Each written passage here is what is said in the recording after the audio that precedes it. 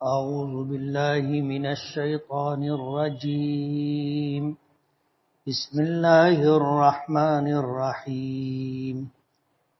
والمرسلات عرفا فالعاصفات عصفا والناشرات نشرا فالفارقات فرقا فالملقيات ذكرا عذرا أو نذرا إنما توعدون لواقع فإذا النجوم طمست وإذا السماء فرجت وإذا الجبال نسفت وإذا الرسل أقتت لأي يوم أجلت ليوم الفصل وما أدراك ما يوم الفصل ويل يومئذ للمكذبين ألم نهلك الأولين ثم نتبعهم الآخرين كذلك نفعل بالمجرمين ويل يومئذ للمكذبين ألم نخلقكم من ماء مهين فجعلناه في قرار مكين إلى قدر معلوم فقدرنا فنعم القادرون ويل يومئذ للمكذبين ألم نجعل الأرض كفاتا أحياء وأمواتا وجعلنا فيها رواسي شامخات وأسقيناكم ماء فراتا ويل يومئذ للمكذبين انطلقوا إلى ما كنتم به تكذبون انطلقوا إلى ظل ذي 3 شعب لا ظليل ولا يغني من اللهب إنها ترمي بشرر كالقصر كأنه جمالة صفر ويل يومئذ للمكذبين هذا يوم لا ينطقون ولا يؤذن لهم فيعتذرون ويل يومئذ للمكذبين هذا يوم الفصل جمعناكم والأولين فإن كان لكم كيد فكيدون ويل يومئذ للمكذبين. صدق اللہ العظیم. سبحانک لا علم لنا الا ما علمتنا انک انت العلیم الحکیم. رب اشرح لی صدری ویسر لی امری واحلل عقدۃ من لسانی یفقہوا قولی. پناہ مانگتا ہوں میں اللہ تعالیٰ کی شیطان مردود سے. شروع کرتا ہوں میں اللہ کے نام سے جو بڑا مہربان بڑی رحمتوں والا ہے. قسم ہے ان دل خوش کن چلتی ہواؤں کی، پھر قسم ہے زور سے چلنے والی جھٹکا دینے والی ہواؤں کی. قسم ہے بادلوں کو اٹھا کر منتشر کرنے والی ہواؤں کی. قسم ہے ان ہواؤں کی جو بادلوں کو اٹھا کر بانٹ دیتی ہیں. قسم ہے پھر قسم ہے فرشتوں کی جو اللہ پاک کی طرف سے وحی لے کر اترتے ہیں الزام قائم کرنے کے لیے یا ڈرانے کے لیے.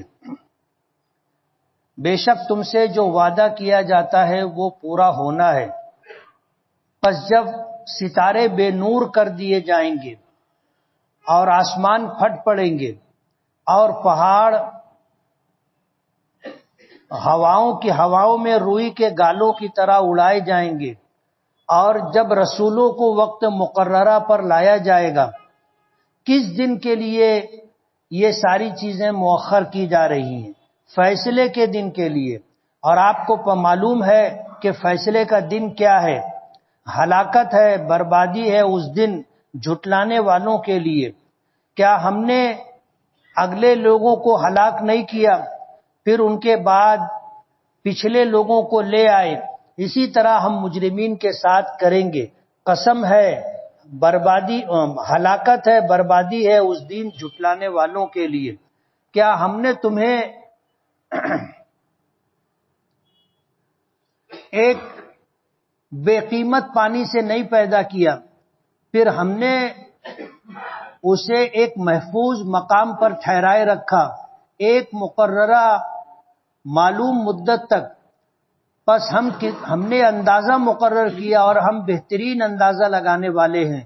ہلاکت ہے اس دن جھٹلانے والوں کے لیے۔ کیا ہم نے زمین کو سمیٹنے والی نہیں بنایا، زندوں کو اور مردوں کو، اور ہم نے زمین میں بڑے بڑے بلند پہاڑ قائم کیے، اور ہم نے تمہیں میٹھا سیراب کرنے والا پانی پلایا۔ ہلاکت اور بربادی ہے اس دن جھٹلانے والوں کے لیے۔ چلو تم اس چیز کی طرف جس کو تم جھٹلاتے تھے، چلو تم ایسے سائے کی طرف جس کی 3 شاخیں ہوں گی، نہ وہ سایہ دینے والا ہوگا اور نہ جہنم کے شعلوں کے اور تپش سے بچانے والا ہوگا۔ بے شک یہ جہنم آگ کی چنگاریاں پھینک رہی ہوں گی، وہ چنگاریاں محل کی مانند ہوں گی، گویا کہ وہ زرد رنگ کے اونٹ ہیں۔ ہلاکت و بربادی ہے اس دن جھٹلانے والوں کے لیے۔ یہ دن وہ دن ہوگا جس دن تم بولیں گے نہیں اور نہ تمہیں ان کو اجازت دی جائے گی۔ یہ دن وہ دن ہوگا جس دن وہ بولیں گے نہیں اور نہ انہیں اجازت دی جائے گی کہ وہ عذر پیش کریں۔ ہلاکت اور بربادی ہے جھٹلانے والوں کے لیے اس دن۔ اور یہ دن، فیصلے کا دن، ہم تمہیں اور اگلوں کو جمع کر دیں گے۔ پھر اگر تمہارے پاس کوئی داؤں ہے تو وہ داؤں تم چل لو، اور ہلاکت ہے، بربادی ہے اس دن جھٹلانے والوں کے لیے۔ یہ سورہ مرسلات کی چند آیتیں ہیں پہلے رکوع کی۔ یہ سورہ مرسلات مکی ہے۔ راجح قول کے مطابق مفسرین کہتے ہیں کہ یہ ہجرت سے پہلے نازل ہونے والی سورتوں اور آیتوں میں سے ہے۔ اس میں 50 آیتیں ہیں، 2 رکوع ہیں۔ پیچھے یہ بات بتائی جا چکی کہ اللہ تعالی خالق ہیں اور یہ پوری کائنات مخلوق ہے۔ اللہ تعالیٰ کے لیے کوئی ضابطہ نہیں ہے، وہ خالق ہے، مالک ہے، وہ جو چاہے کر سکتا ہے، اپنے فیصلے میں مختار ہے، کسی کا پابند نہیں۔ لیکن ہم مخلوق ہیں، اس لیے اپنے خالق اور مالک کے حکموں کے پابند ہیں۔ ہم آزاد نہیں ہیں کہ اپنی مرضی سے جو چاہیں وہ کریں، بلکہ ہم اپنے خالق اور مالک کے حکموں کے تابع دار و فرما بردار ہیں۔ اسی کے ساتھ جب اللہ تعالیٰ اس پوری کائنات کے خالق اور مالک ہیں اور کوئی پابندی نہیں ہے، کوئی ذات، کوئی شے ایسی نہیں ہے جو اللہ کو پابند کر سکے، تو ظاہر بات ہے سب اللہ کی مخلوق ہے۔ تو اللہ پاک اپنی مخلوقات میں سے جن چیزوں کی قسم کھانا چاہے اللہ کھا سکتے، لیکن ہمیں یہ پابند کیا گیا ہے کہ ہم اللہ کے نام، اللہ کی ذات، اللہ کی صفات کے علاوہ کسی چیز کی قسم نہ کھائیں۔ ہمیں اس بات کا پابند کیا گیا ہے۔ اب ظاہر بات ہے کہ اللہ کی مخلوقات میں بڑی سے بڑی مخلوق بھی ہے اور چھوٹی سے چھوٹی مخلوق بھی ہے، لیکن بہرحال وہ اللہ کی پیدا کردہ ہے، اللہ نے بنایا ہے، اللہ نے پیدا کیا ہے، وہ ساری مخلوقات ہیں۔ تو ہم مخلوق کی قسم نہیں کھا سکتے، جیسے بعض لوگ ماں کی قسم کھاتے ہیں، باپ کی قسم کھاتے ہیں، اولاد کی قسم کھاتے ہیں، جائز نہیں۔ ہم صرف اللہ کی ذات کی یا اللہ کی صفات کی قسم کھا سکتے ہیں، بس اس کے علاوہ ہم کسی مخلوق کی قسم نہیں کھا سکتے۔ لیکن اللہ تعالیٰ اپنی مخلوقات میں سے جن چیزوں کی قسم کھانا چاہے اللہ تعالیٰ ان چیزوں کی قسم کھا سکتے ہیں۔ یہ 4-5 آیتیں جو پہلے شروع کی ہے یہ اللہ تعالیٰ کی قسم ہے۔ اللہ نے قسم کھائی ہواؤں کی، فرشتوں کی، کہ قسم ہے ان دل خوش کن چلتی ہوئی ہواؤں کی۔ ہوا کئی ہوائیں مختلف ہوتی اور عربی میں ہر ہوا کے الگ الگ نام بھی ہیں۔ جیسے ہم لوگ اردو میں کہتے ہیں باد صبا، ایک ہے باد سر سواد سے، اردو میں یہ لفظ استعمال ہے۔ تو مختلف ہواؤں کے عربی میں الگ الگ نام ہے۔ مرسلات، مرسل کی جمع ہے، وہ ہوائیں جو نرمی شگفتگو کے ساتھ چلتی ہے، جن ہواؤں کے چلنے سے انسان خوش ہو جاتا ہے اور بھلا محسوس کرتا ہے۔ والمرسلات عرفا، قسم ہے دل کو خوش کرنے والی چلنے والی ہواؤں کی۔ پھر قسم ہے جھٹکا دینے والی زور سے چلنے والی ہواؤں کی۔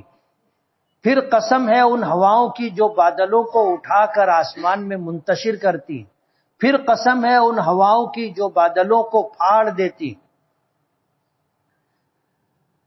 فالملقیات ذکرا، پھر قسم ہے ان فرشتوں کی جو اللہ پاک کی طرف سے وحی لے کر کے نازل ہوتے۔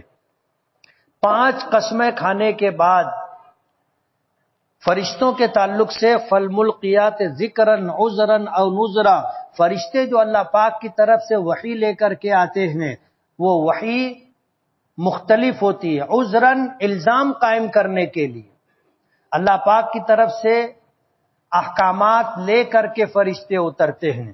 احکامات میں کچھ احکام ہوتے ہیں اوامر سے، یعنی اللہ کا حکم ہوتا ہے تم یہ کرو، اور کچھ احکامات ایسے ہوتے ہیں جن کو نواہی کہا جاتا ہے کہ تم یہ سب مت کرو۔ حکم دونوں ہوتا ہے، نماز پڑھو یہ حکم ہوتا ہے، شراب مت پیو یہ حکم ہے۔ تو ایک اچھے کاموں کا حکم کو امر کہا جاتا ہے اور برے کاموں سے رکنے کے حکم کو نہی کہا جاتا ہے۔ ہم لوگ کہتے ہیں امر و نہی، اس کی جمع ہے اوامر و نواہی۔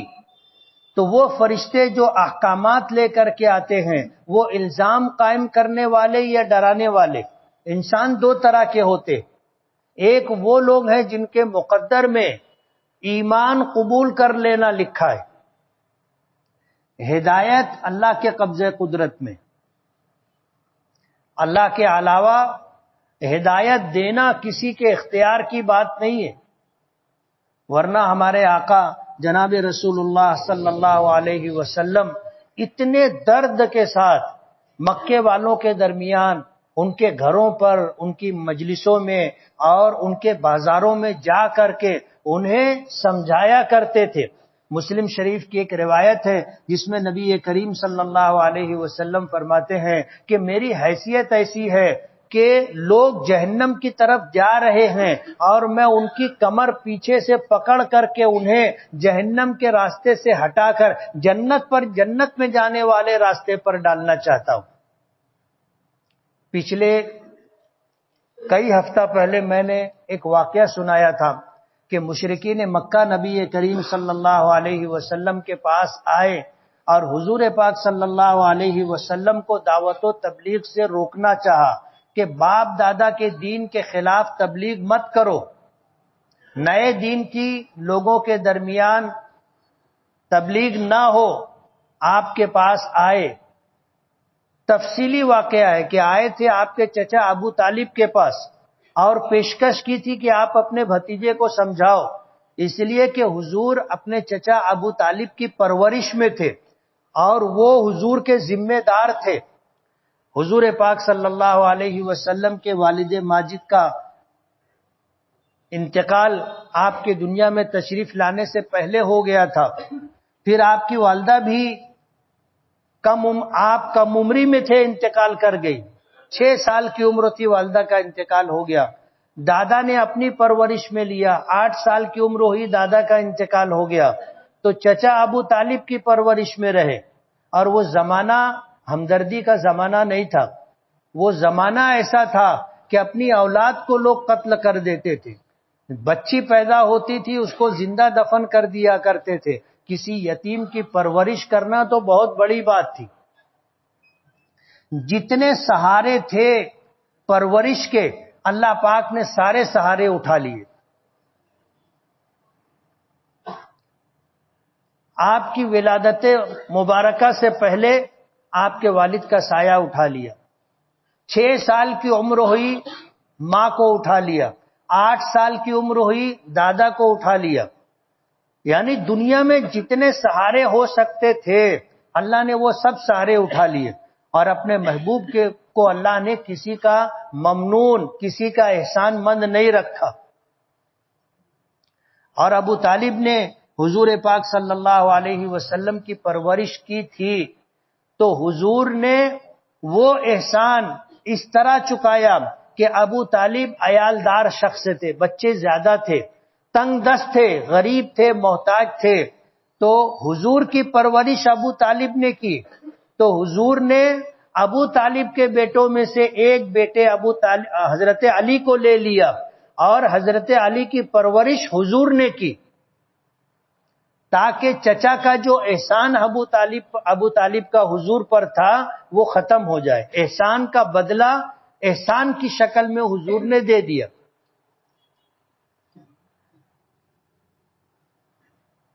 تو جتنے سہارے تھے وہ سارے سہارے اللہ پاک نے اٹھا لیے. تو حضور کی منشا یہ تھی کہ آپ کے چچا ابو طالب ایمان قبول کر لیں. ظاہر بات ہے آخرت میں نجات ایمان پر ہے. ایمان ہے تو نجات ہے دیر سویر، ایمان نہیں ہے تو نجات کی کوئی شکل نہیں. حضور پاک صلی اللہ علیہ وسلم فرماتے تھے کہ میرے چچا کا جو مجھ پر احسان ہے، اور حدیث پاک میں آتا ہے کہ اس احسان کی وجہ سے آپ کے چچا ابو طالب دنیا سے ایمان سے محرومی کی حالت میں گئے تو جہنم میں جائیں گے. اور جہنم میں سب سے ہلکا عذاب ابو طالب کو ہوگا، سب سے ہلکا عذاب. یعنی جتنے جہنمی جہنم میں جائیں گے ان تمام جہنمیوں میں سب سے ہلکا عذاب ابو طالب کو دیا جائے گا. حضور سے پوچھا گیا کہ وہ ہلکا عذاب کیا ہوگا؟ فرمایا کہ ان کو جہنم کے آگ کی جوتیاں پہنائی جائیں گی، جس کی وجہ سے ان کے سر میں دماغ اس طرح بھیجا، اس طرح ابلے گا، کھولے گا، جیسے ہانڈی کے اندر پانی کھولتا ہے، دال کھولتی، ابلتی. اور ابو طالب کو یہ محسوس ہوگا کہ مجھ کو جہنم میں سب سے زیادہ عذاب ہو رہا ہے. ایک بات. دوسری بات، حضور پر احسان کی وجہ سے ابو طالب کو روزانہ جہنم میں اتنا پانی پلایا جائے گا جس کو ہم ایک گھونٹ بول سکتے، ایک گھونٹ پانی پلایا جائے گا. باقی کسی جہنمی کو پانی نہیں ملے گا. یہ حضور پر احسان کی وجہ سے. تو انسانوں میں دو طرح کے لوگ ہوتے، دو طرح کے لوگ ہوتے. ایک وہ ہے جو ایمان کے ساتھ دنیا سے جائیں گے، دیر سویر وہ جنت میں جائیں گے. اور ایک قسم انسانوں کی وہ ہے جن کے حصے میں سعادت اور ایمان نہیں ہے، وہ ایمان سے محرومی کی حالت میں دنیا سے جائیں گے اور ان کا ٹھکانہ جہنم ہوگا. یہ اختلاف اللہ نے رکھا ہے. اللہ پاک چاہتے تو اس دنیا کے تمام انسانوں کو ایمان دے دیتے، اس دنیا میں آنے والے تمام انسانوں کو ہدایت دے دیتے، اس دنیا میں آنے والے تمام انسانوں کو اپنے احکامات کا تابعدار و فرما بردار بنا دیتے. ہمارا ایمان ہے، اللہ کو اس پر قدرت ہے، لیکن اللہ نے نہیں چاہا کہ یہ اختلاف دنیا میں ختم. آپ کو کائنات کی ہر چیز میں اختلاف نظر آئے گا. انسانوں کو پیدا کیا تو کچھ لوگوں کو مرد بنایا، کچھ لوگوں کو عورت بنایا. یہ اختلاف اللہ نے رکھا ہے. اللہ نے یہ کائنات بنائی تو اس کے دو حصے کیے، دن بھی بنایا، رات بھی بنائی. اللہ پاک چاہتے تو دن ہی دن رکھ دیتے، سورج کو سر کے آسمان کے بیچ پر قائم فرما دیتے، سورج ڈوبتا ہی نہیں، نہ نکلنے کی جھنجھٹ اور نہ ڈوبنے کا اندیشہ، اللہ قائم کر دیتے، دن ہی دن رہتا۔ لیکن اللہ کی منشا ہے کہ یہ اختلاف رہے، اور یہ اختلاف رہے گا، قیامت تک ختم نہیں ہوگا۔ اگر کوئی چاہتا ہو کہ اختلاف ختم ہو جائے تو یہ اس کی نادانی، اختلافات کبھی بھی ختم نہیں ہوں گے۔ سردی ہے تو اس کے مقابلے میں گرمی ہے، بارش ہے تو اس کے مقابلے میں خشکی ہے، مرد ہے تو اس کے مقابلے میں عورت ہے، دن ہے تو اس کے مقابلے میں رات ہے۔ یہ اختلافات آپ کو ہر چیز میں نظر آئیں گے، کوئی چیز میٹھی ہے تو کوئی پھیکی ہے، کوئی نمکین ہے تو کوئی کڑوی ہے، اللہ نے اختلاف رکھا ہے۔ اللہ اگر چاہتے تو اختلاف ختم کرنے پر اللہ کو قدرت تھی، اللہ کر دیتے، یہ ہمارا ایمان ہے، لیکن اللہ نے اختلاف رکھا ہے، اس لیے یہ اختلافات قیامت تک باقی رہیں گے۔ آخری بات، اللہ نے میدان محشر میں جتنے انسان جائیں گے سب کے لیے ضد قائم کی۔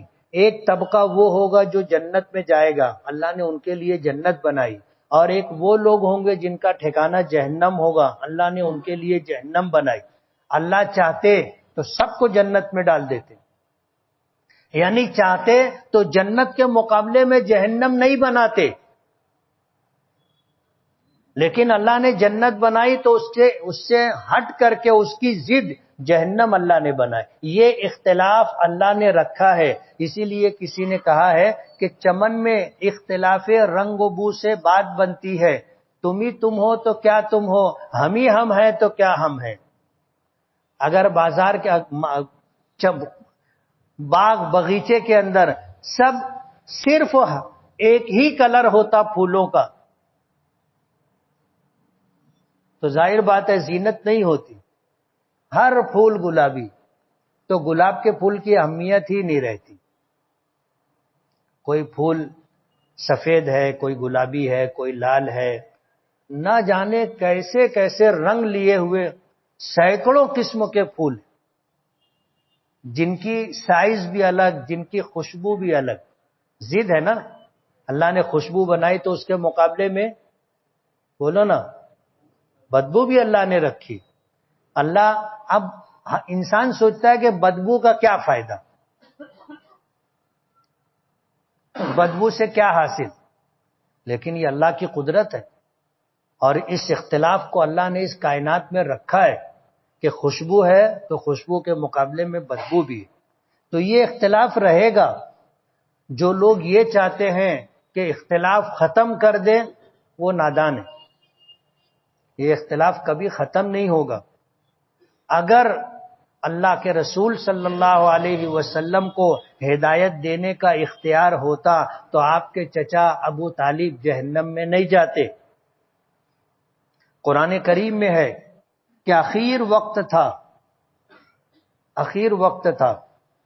اپنے چچا کے پاس حضور گئے اور بہت درد کے ساتھ کان میں یہ بات کہی کہ چچا آپ صرف ایک مرتبہ میرا لایا ہوا کلمہ لا الہ الا اللہ محمد الرسول اللہ آپ میرے کان میں پڑھ دیجئے، احاجک بہا عند اللہ یوم القیامہ، کل قیامت کے دن اللہ کی بارگاہ میں آپ کی طرف سے جھگڑوں گا، احاجک بہا عند اللہ یوم القیامہ، کل قیامت کے دن آپ کی طرف سے جھگڑوں گا۔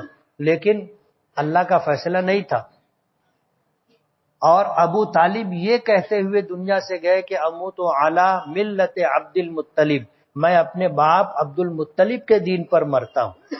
حضور انتہائی غمگین، دل برداشتہ اس جگہ سے اٹھے اور واپس ہوئے۔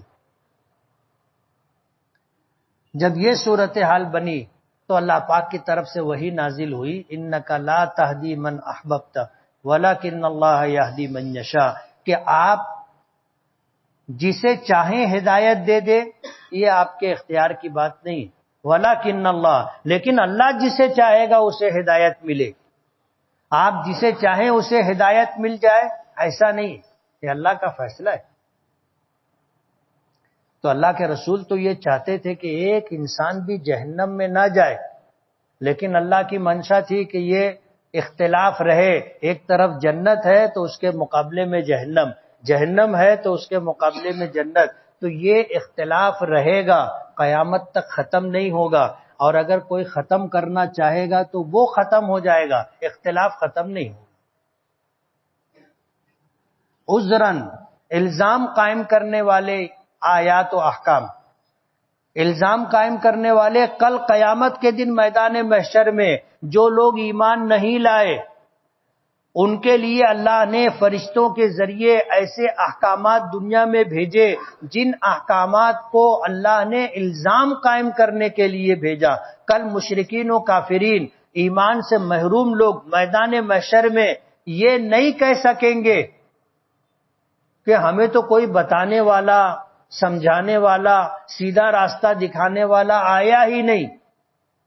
اللہ نے الزام قائم کرنے کے لیے فرشتوں کے ذریعے وحی بھیجی انبیاء کرام پر، اور انبیاء کرام کے ذریعے وہی ساری آیات و احکامات علماء کے پاس آئی، اور علماء کے ذریعے سے اللہ نے عام انسانوں تک پہنچانے کا کام کیا۔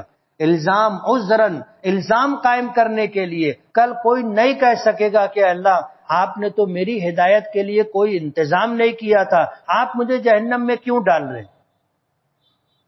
اللہ نے الزام قائم کرنے کے لیے قرآن کریم اتارا، اللہ نے الزام قائم کرنے کے لیے انبیاء کرام کو بھیجا، اللہ نے الزام قائم کرنے کے لیے علماء کو پیدا کیا۔ علماء کا کام یہ ہے کہ وہ لوگوں کے درمیان بھلائی کی بات کرے، خیر کی بات کریں۔ اللہ نے ان کو اس لیے بنایا، یعنی اگر یہ علماء کے وارث ہیں تو علماء کا جو کام ہے وہ کام ان کو کرنا چاہیے۔ او نذرا، اور ڈرانے کے لیے، ڈر سنانے کے لیے۔ انبیاء کرام نے واقعات کے ذریعے ماضی میں جو انبیاء کرام آئے ان انبیاء کی قوموں پر کیا کیا عذاب آیا، وہ سارے عذاب اللہ نے قرآن کریم میں ذکر کیے۔ تو الزام قائم کرنے کے لیے یا لوگوں کو ڈرانے کے لیے انما توعدون لواقع، اس کے بعد فرماتے ہیں کہ تم سے جس بات کا وعدہ کیا گیا ہے سو وہ ہونا ہے۔ قیامت آئے گی، میدان محشر بپا ہوگا، اللہ پاک لوگوں کے درمیان فیصلہ کریں گے۔ کچھ لوگ ایسے ہوں گے جو اپنے ایمان اور اعمال خیر کی وجہ سے جنت میں جائیں گے، کچھ لوگ ایسے ہوں گے جو ایمان سے محرومی یا بدعمالی کی وجہ سے جہنم میں جائیں گے۔ یہ دن آئے گا جس دن کا تم سے وعدہ کیا جا رہا ہے۔ قیامت کے متعلق فَإِذَا النُّجُومُ طُمِسَتْ، جب ستارے بے نور کر دیے جائیں گے۔ قیامت آئے گی، یہ پورا کائنات کا نظام سب درہم برہم ہو جائے گا، سورج اور چاند انہیں بے نور کر دیا جائے گا، زمین کو لپیٹ دیا جائے گا جیسے چٹائی لپیٹتے ہیں ہم لوگ، پہاڑ روئی کے گالوں کی طرح اڑیں گے۔ قیامت آئے گی، یہ پوری دنیا ختم ہو جائے گی، ستارے بے نور ہو جائیں گے، یہ بڑے بڑے پہاڑ ہواؤں کی طرح، ہوا میں روئی کے گالوں کی طرح اڑائے جائیں گے۔ پر جب ستارے بے نور کر دیے جائیں گے اور جب آسمان میں جھروکے پڑیں گے، فورجت، آسمان پھٹ پڑے گا، یہ آسمان پھٹ پڑے گا۔ وَإِذَا الْجِبَالُ نُسِفَتْ، اور جب پہاڑ اڑائے جائیں گے۔ وَإِذَا الرُّسُلُ اُقِّتَتْ، اور جب رسولوں کا وعدہ مقرر کیا جائے گا۔ میدان محشر میں ہر نبی اور رسول اپنی امت کو لے کر آگے پیچھے پہنچیں گے، اور یہ اللہ پاک کی طرف سے مقرر ہے کہ کون سب سے آگے ہوگا، کون پیچھے ہوگا، پھر کون ہوگا، پھر کون ہوگا، کون کب آئے گا، یہ ساری ترتیب مقرر کر دی گئی ہے۔ لِأَيِّ يَوْمٍ أُجِّلَتْ، کس دن کے لیے اس بات کو ٹالا گیا ہے۔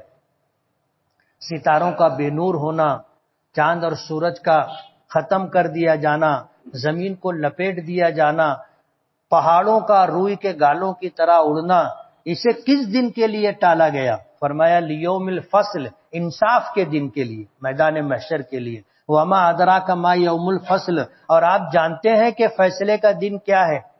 آپ کو پتہ ہے وَيْلٌ يَوْمَئِذٍ لِّلْمُكَذِّبِينَ، یہ دن وہ دن ہوگا جس دن ہلاکت، بربادی، تباہی جھٹلانے والوں کے لیے، جو اللہ کو جھٹلاتے تھے، رسولوں کو جھٹلاتے تھے، قرآن کریم کو جھٹلاتے تھے، نبی کے ارشادات کو جھٹلاتے تھے، مانتے نہیں تھے، انکار کرتے تھے، ان کے لیے وہ دن بڑی تباہی اور بربادی کا دن ہوگا۔ آگے اللہ پاک فرماتے ہیں کیا ہم نے تم سے پچھلے لوگوں کو ہلاک نہیں کیا؟ ہم سے پہلے ہمارے باپ دادا تھے کہ نہیں تھے؟ ان سے پہلے ان کے باپ دادا تھے، ان سے پہلے ان کے باپ دادا تھے، یا آج 50 سال پہلے دوسرے کچھ لوگ تھے، 100 سال پہلے دوسرے کچھ لوگ تھے، 200 سال پہلے پچھلے کچھ لوگ تھے، آج وہ ہمارے درمیان نہیں ہے۔ اللہ پاک فرما رہے الم نہلک الاولین، تم سے پہلے آنے والے لوگوں کو کیا ہم نے ہلاک نہیں کیا؟ ثم نتبعہم الآخرین، پھر ان مرنے والوں کے بعد ہم نے تم جیسے لوگوں کو آگے پیدا نہیں کیا؟ پیدا کیا۔ ہم سے پہلے کچھ لوگ تھے جن کو موت آ گئی، دنیا سے چلے گئے، اللہ نے ان کی جگہ ہم کو پیدا کیا۔ آپ سوچو اگر حضرت آدم علیہ نبینا علیہ الصلاۃ والسلام جب تشریف لائے تھے تو آپ کی اولاد میں جو سلسلہ در سلسلہ لوگ آئے، اگر موت نہیں ہوتی تو یہ دنیا انسانوں سے بھری ہوتی، اور جو گھر آدمی بنا لیتا وہ گھر میں وہی رہتا، دوسرے کو جگہ نہیں رہتی۔ آج ہم میں تقریباً 99% لوگ ایسے ہوں گے جو اپنے سے پہلے بنائے ہوئے لوگوں کے گھر میں رہ رہے ہیں۔ برابر ہے؟ باپ دادا کا گھر تھا، وہ چلے گئے، اب ہم رہ رہے ہیں، ہم چلے جائیں گے، ہماری اولاد رہے گی۔ اگر وہی ہوتے جو پہلے تھے تو ہم کہاں رہتے؟ یہ اللہ کا ایک نظام ہے۔ فرمایا کیا ہم نے تم سے پہلے اگلے لوگوں کو ہلاک نہیں کیا؟ کیا ہم نے ان کے بعد میں آنے والوں کو پیدا نہیں کیا؟ ہم کذالک نفعل بالمجرمین، ہم مجرمین کے ساتھ اسی طرح کریں گے۔ آج اس دنیا میں مریں گے، اس دنیا میں مریں گے، وہ ہمیشہ زندہ نہیں رہیں گے۔ جیسے مشرکین مکہ نبی کریم صلی اللہ علیہ وسلم کے زمانے میں تھے تو ہمیشہ رہے، ایسا نہیں ہے۔ ہمیشہ رہیں گے، کوئی رہے گا ایسا نہیں ہے، جائے گا۔ تو جو لوگ ایمان نہیں لائے، جو لوگ اللہ کو نہیں مانے، جنہوں نے رسول کی تکذیب کی، شریعت کو جھٹلایا، قرآن کریم کو بجائے کلام الہی ماننے کے حضور کا کلام قرار دیتے رہے اور ماننے سے انکار کرتے رہے، ہم ان کے ساتھ بھی ایسے ہی کریں گے کہ ایک وقت آئے گا یہ ٹپک جائیں گے۔ ابو لہب مر گیا، ابو جہل مر گیا، عتبہ عتیبہ مر گئے، سب مر گئے، کوئی رہا نہیں۔ اور ان کے بعد لوگ آئے وہ مر گئے، ان کے بعد لوگ آئے وہ مر گئے، ہم آئے ہیں، ہم بھی مر جائیں گے، رہیں گے نہیں۔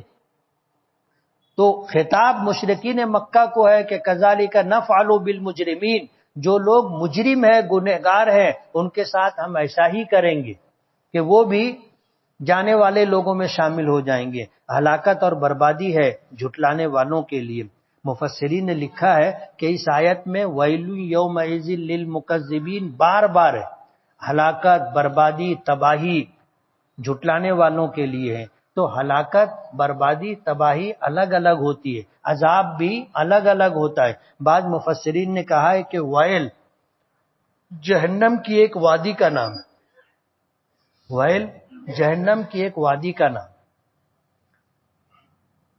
اور اس کی تفصیل بھی آتی ہے۔ اللہ ہم سب لوگوں کی جہنم سے حفاظت فرمائے۔ تو اس دن جھٹلانے والوں کے لیے تباہی و بربادی ہے۔ اللہ پاک فرماتے ہیں کیا ہم نے تمہیں بے قدرے پانی سے نہیں پیدا کیا؟ منی کے قطرے سے اللہ نے ہمیں پیدا کیا۔ ہاتھ میں لگ جائے تو آدمی کو گھن آتی ہے، کپڑے پہ لگ جائے تو آدمی اس کو چھپانے کی کوشش کرتا ہے، اس کو گھن آتی ہے، اس کو دھوتا ہے۔ ایسے بے قدرے پانی سے اللہ نے کیا ہمیں پیدا نہیں کیا؟ فجعلناہ فی قرار مکین، جب اللہ نے ہمیں وجود عطا کیا، رحم مادر میں اللہ نے ہمیں رکھا، فی قرار مکین، محفوظ جگہ میں اللہ نے رکھا۔ دنیا میں سردی ہو، گرمی ہو، بارش ہو، ماں کے پیٹ کے اندر، رحم مادر کے اندر، مشیمے کے اندر اللہ نے رکھا۔ ایک جھلی ہوتی ہے پھگے کی طرح، ببل کی طرح، بچہ اس کے اندر ہوتا ہے، اور وہ ماں کے رحم کے اندر ہوتا ہے، اور رحم پیٹ کے اندر ہوتا ہے۔ یہ اللہ کی قدرت ہے، اتنی محفوظ جگہ پر اللہ بچے کو رکھتا ہے۔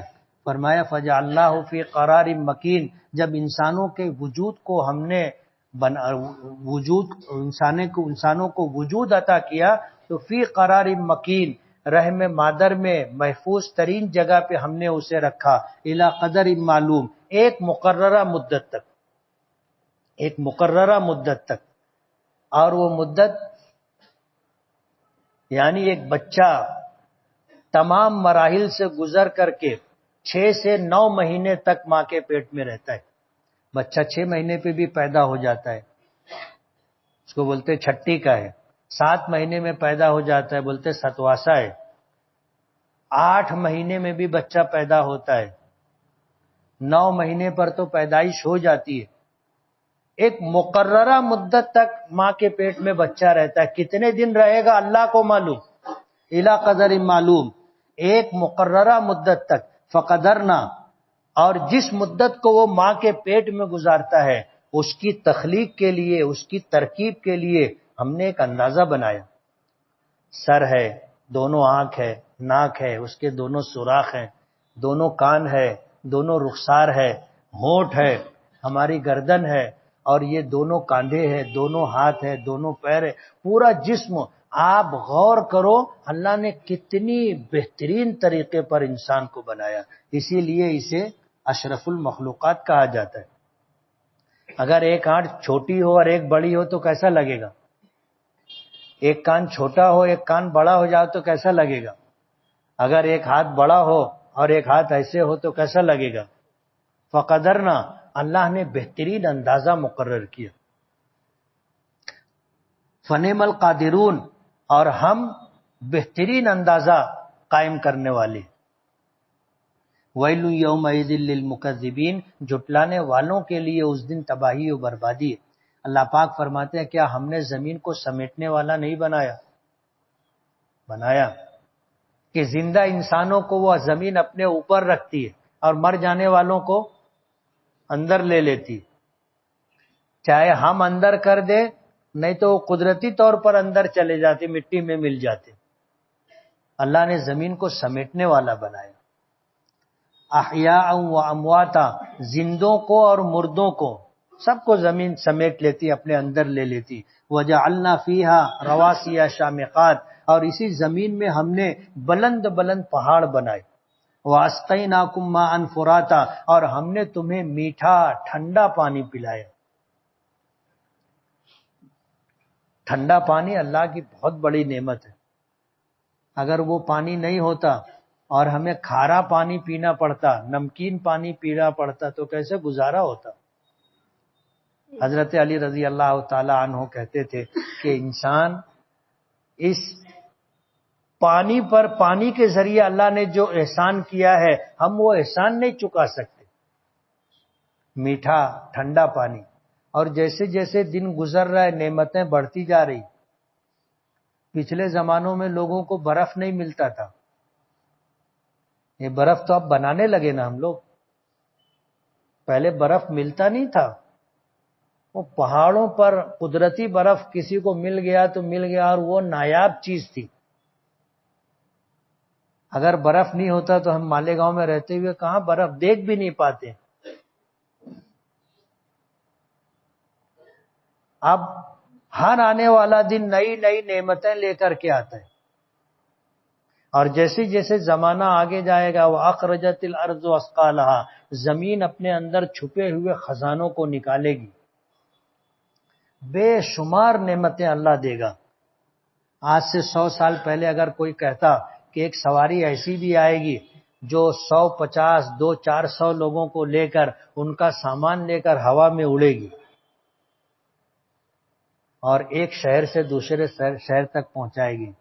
آدمی بولتا ہے سردی کا موسم ہے، اس کا ابھی تک آج اسکرو ڈھیلا ہو گیا. لیکن آج ہے، ہم اپنی آنکھوں سے دیکھ رہے. اس سے آگے نہ معلوم اور کون سی سواری آئے گی، ہمیں آج نہیں معلوم. لوگ ڈھونڈ رہے ہیں کہ ایک وقت تھا کہ مالیگاؤں سے دھولیا جانے کے لیے 2-3 دن لگ جاتے تھے. لوگ پیدل جاتے تھے، خچر پہ گدھے پہ جاتے تھے، اونٹ پر گھوڑے پہ جاتے تھے. پھر دھیرے دھیرے سائیکل آئی، موٹر سائیکل آئی، 4 ویلر آ گئی، ٹرین آ گئی، ہوائی جہاز آ گیا. اب ہوائی جہاز کے آگے کی سواری لانے کی تیاری ہے. کسی کو معلوم ہے کون سی سواری آئے گی؟ 100 سال پہلے لوگوں کو نہیں معلوم تھا کہ ہوائی جہاز آئے گا. نہیں معلوم تھا لوگوں کو. اور اگر کوئی بولتا تو بولتے نا یہ سرک گیا، بولے ایڑا ہو گیا. آج کے سائنسداں اس بات کی کوشش کر رہے ہیں کہ ایسی سواری بنائی جائے کہ آدمی اس کے اندر بیٹھے، یہ ہم کو لے کر چلے اور زمین کی کشش ثقل سے باہر نکل جائے. دنیا گھوم رہی ہے، ہم مالیگاؤں سے نکلے، دنیا گھوم رہی ہے، امریکہ میں آدمی اتر جائے گا. سائنسداں اس طرح کی سواری لانے کی کوشش کر رہے ہیں کہ ہم کو جانے کی ضرورت نہیں، دنیا خود ہی گھوم رہی ہے، بس ہم زمین کی کشش سے باہر نکل جائیں اور جہاں جانا ہے وہ جب آئے نیچے تو وہاں اتر جائے. اور ناممکن نہیں، جیسے ہوائی جہاز بن گیا ایسے راکٹ بھی بن جائے گا. تو ہم نے تمہیں میٹھا ٹھنڈا پانی پلایا. ہلاکت اور بربادی ہے جھٹلانے والوں کے لیے. انطلقوا الی ما کنتم بہ تکذبون.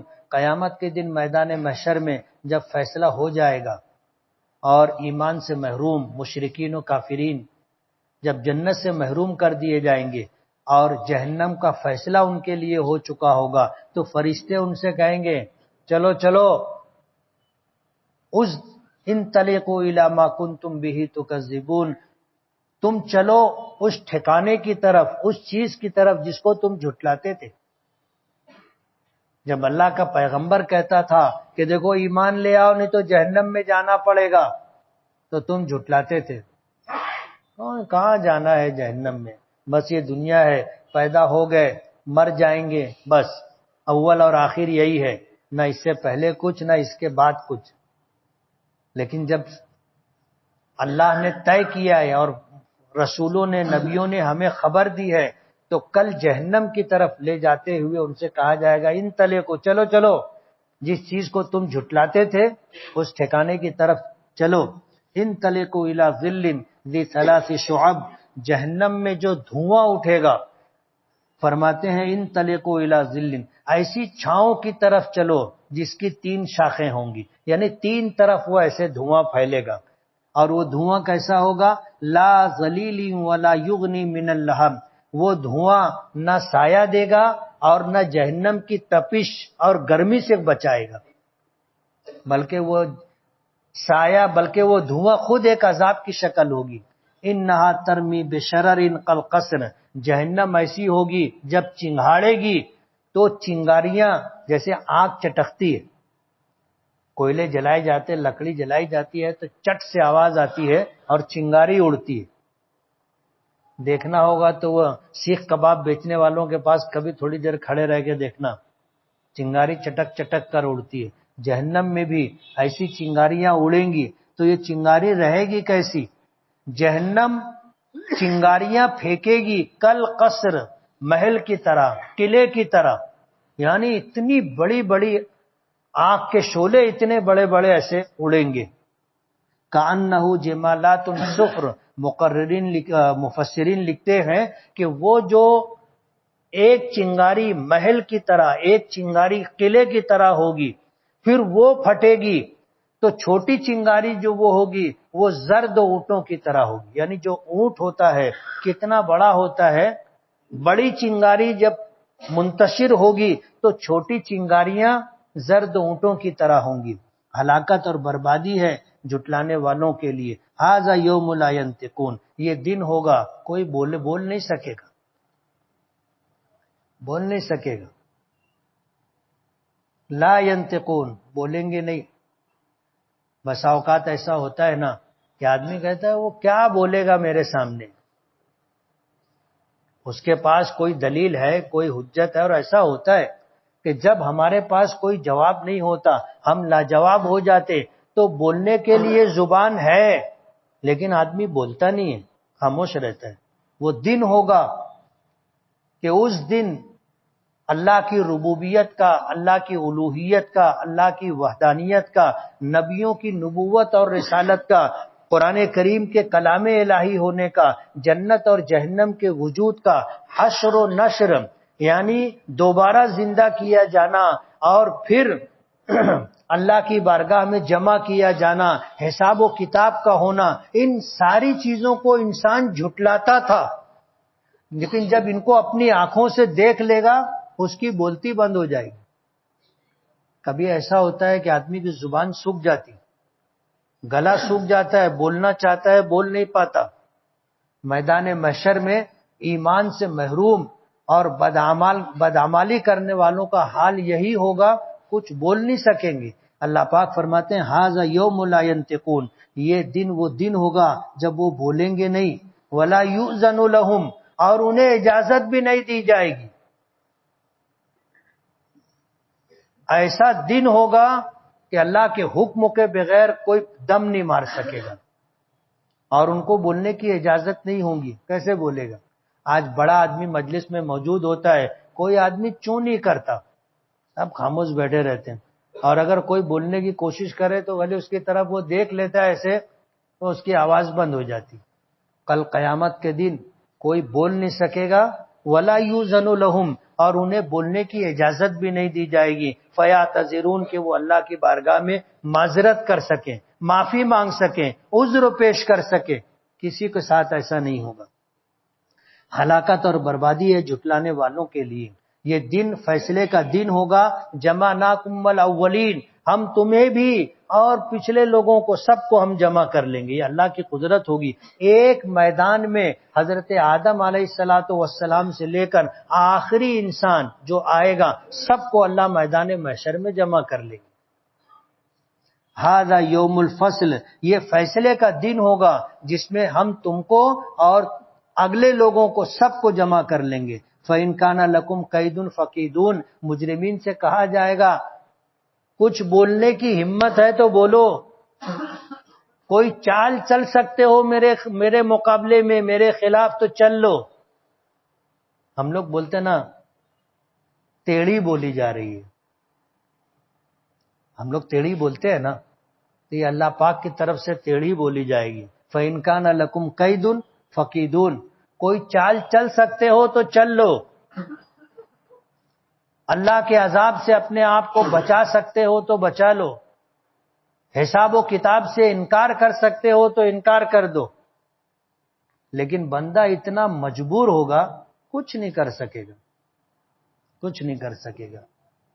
اللہ تعالیٰ اس دن کی ہلاکت سے، اس دن کی بربادی سے ہم سب کی حفاظت فرمائے. وَيْلٌ يَوْمَئِذٍ لِّلْمُكَذِّبِينَ، اس دن جھٹلانے والوں کے لیے تباہی و بربادی.